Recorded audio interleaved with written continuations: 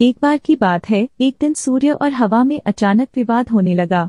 दोनों इस बात पर बहस करने लगे कि उन दोनों में सबसे अधिक शक्तिशाली कौन है। वायु बड़ी ही घमंडी और जिद्दी स्वभाव की थी। उसे अपनी शक्ति पर बड़ा ही गुरूर था। उसका मानना था कि वह अगर तेज गति से बहने लगे तो बड़े बड़े पेड़ों को उखाड़ सकती है। उसमें मौजूद आर्द्रता नदियों और झीलों के पानी को भी जमा सकती है। अपने इसी घमंड के चलते वायु ने सूर्य से बहस करते हुए कहा, मैं तुमसे ज्यादा शक्तिशाली हूँ। मैं चाहूँ तो किसी को भी अपने झोंके से हिला सकती हूँ। सूर्य ने हवा की बात मानने से इनकार कर दिया। कहा, बड़े ही शांत तरीके से कहा, देखो कभी भी अपने पर घमंड नहीं करना चाहिए।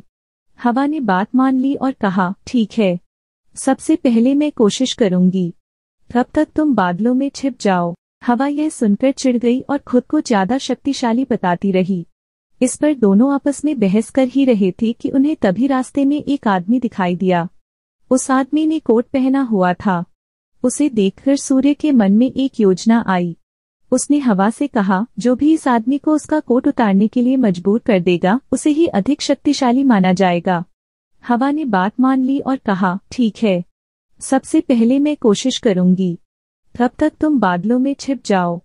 सूर्य बादलों के पीछे छिप गया। फिर हवा बहने लगी। वह धीमे धीमे बहने लगी, लेकिन उस आदमी ने अपना कोट नहीं उतारा। फिर वह तेजी से बहने लगी। हवा तेज होने की वजह से उस आदमी को ठंड लगने लगी और उसने अपने कोट से शरीर को अच्छे से लपेट लिया। बहुत देर तक ठंडी और तेज हवा बहती रही, लेकिन उस आदमी ने अपना कोट नहीं उतारा।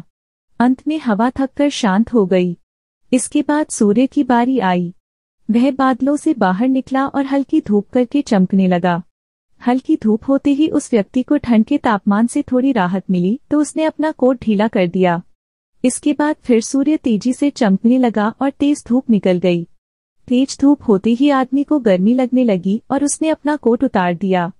जब हवा ने यह देखा तो वह खुद पर शर्मिंदा होने लगी और उसने सूर्य के सामने अपनी हार मान ली। इस तरह घमंडी वायु का अहंकार भी टूट गया।